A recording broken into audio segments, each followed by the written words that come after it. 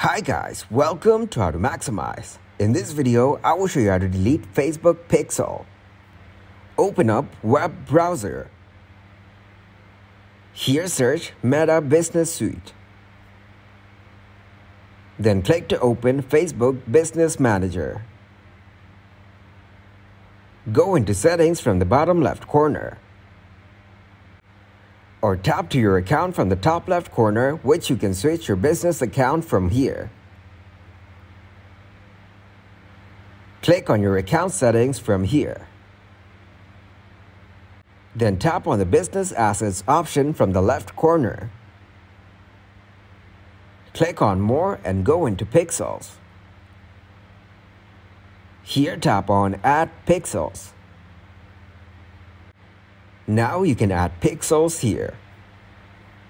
Thanks for watching and please leave a like, subscribe and share.